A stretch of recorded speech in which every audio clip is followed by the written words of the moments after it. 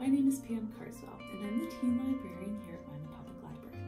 So spring has sprung, or at least it's trying to, and that means formal season is upon us. So we're going to make a corsage today to show you how easy it is to do at home if you have a formal occasion that you'd like to dress up for, or make a corsage for a date or a family member for a special occasion. All right, so I have a few flowers here.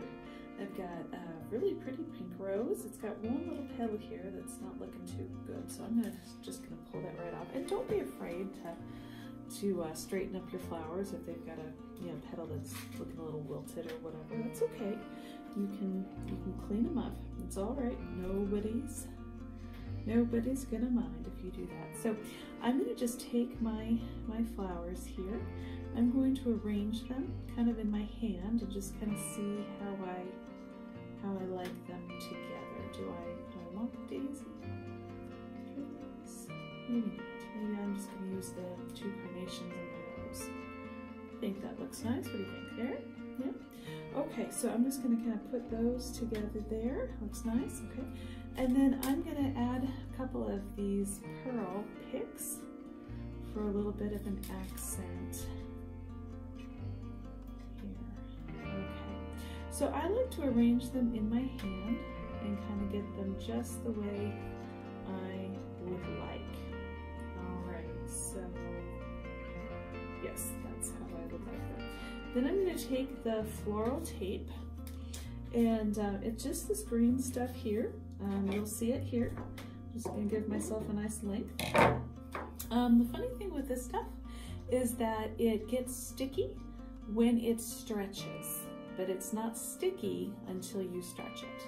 So I'm going to put it around the base of my flowers here, and I'm going to just stretch it, making sure that I keep everything in the same position that I want it in. If anything moves, I'm going to move it back to where I want it.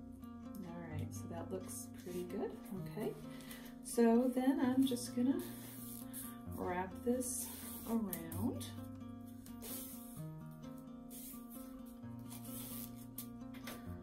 Just keep bringing it around. Keep it nice and tight. Keep it very firm, just the way you're looking to keep it. All right. Okay.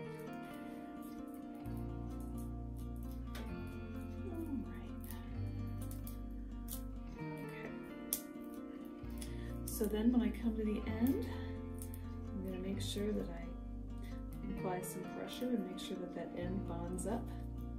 I'm going to take my floral snips and just snip that end so that it's not causing a problem. It's all trimmed up nicely. Now I have a couple different ideas that I can use to trim this. So one might be to borrow an extra hair bow if you happen to have it from your dress that's going to match.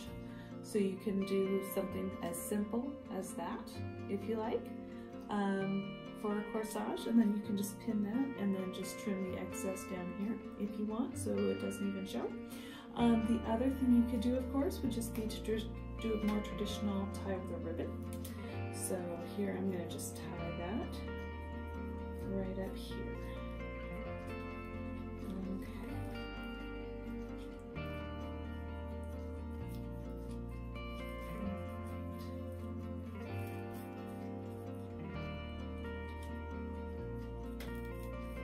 Alright, and so once I have this tied here, you can, especially if you've got some wires from the pearl picks, you can give it a little bit of a curl.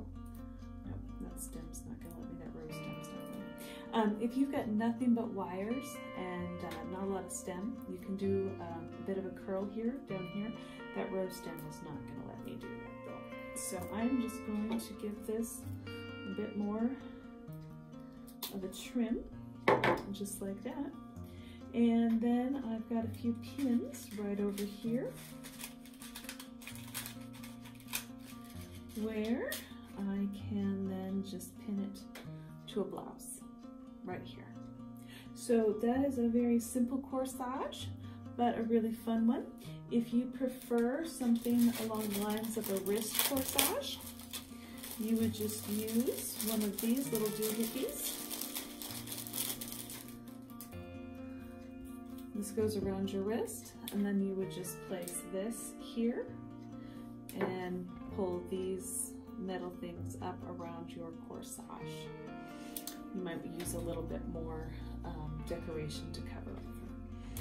All right, well, I'm Kim Carsell, and I hope you have a wonderful formal season.